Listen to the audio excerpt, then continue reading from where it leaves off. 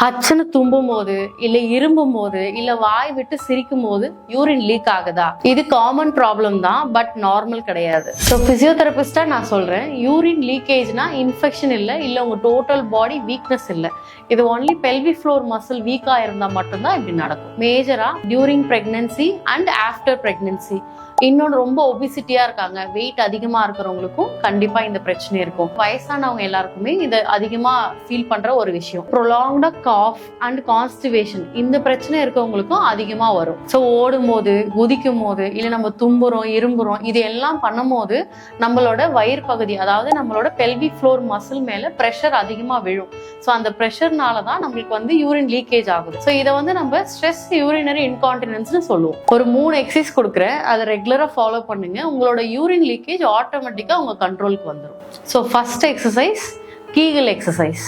So ஒரு 3 instruction கொடுக்குறேன், அந்த 3 இன்ஸ்ட்ரக்ஷனையும் ஃபாலோ பண்ணி இந்த எக்ஸசைஸ் நம்ம பண்ற மாதிரி இருக்கும்.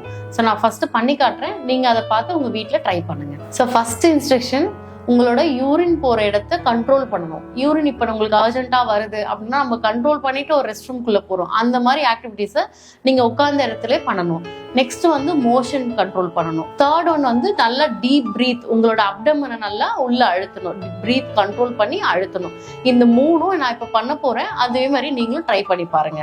ஸோ எல்போ நம்ம தைஸ்ல பிளேஸ் பண்ணிட்டு யூரின் கண்ட்ரோல் பண்றோம், மோஷன் கண்ட்ரோல் பண்றோம். ஸோ உங்களோட எல்போ, அதாவது உங்க ஹேண்ட் மேல லைட்டா போய் சாயணும். சாஞ்சுக்கிட்டு நீங்க இந்த 3 ரூல்ஸ் சொன்ன இல்லையா, அந்த ரூல்ஸையும் ஃபாலோ பண்ணணும். ஸோ ஒரு 10 to 15 second hold, relax. So next நம்ம பெல்விக் பிரிட்ஜ் எக்ஸசைஸ் பார்க்கலாம். ஸோ பெல்விக் பிரிட்ஜ் நீங்க ஒரு ஃப்ளோர்ல படுத்துட்டு உங்க கால் ரெண்டும் நல்லா இப்படி பெண்ட் பண்ணி உங்களோட 2 ஹேண்டும் நல்லா சைட்ல பிளேஸ் பண்ணிக்கோங்க.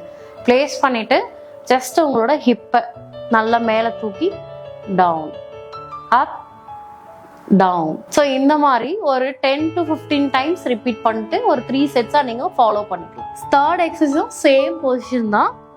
ஸோ உங்க சேம் இன்ஸ்ட்ரக்ஷன் லாஸ்ட் எக்ஸசைஸ் கொடுத்த மாதிரி கை பிளேஸ் பண்ணிட்டு ஜஸ்ட் நீங்க இடுப்பை மேலே தூக்கிட்டு அங்கேயே ஹோல்ட் பண்ணணும். ஒரு 10 செகண்ட்ஸ் கூட ஹோல்ட் பண்ணலாம்.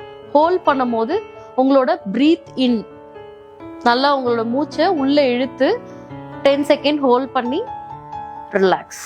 ஸோ இந்த எக்ஸசைஸும் 10 to 15 டைம்ஸ் ரிப்பீட் பண்ணுங்க. ஸோ யூரின் லீக்கேஜை இக்னோர் பண்ணாதீங்க. ஏர்லியரா நீங்க எக்ஸசைஸ் ஸ்டார்ட் பண்ணீங்கன்னா சர்ஜரியும் தேவையில்லை. ஸோ இந்த மாதிரி ப்ராப்ளம் இருக்கு, உங்க ஃப்ரெண்ட்ஸ் அண்ட் ஃபேமிலிக்கு ஷேர் பண்ணி கேர் பண்ணுங்க.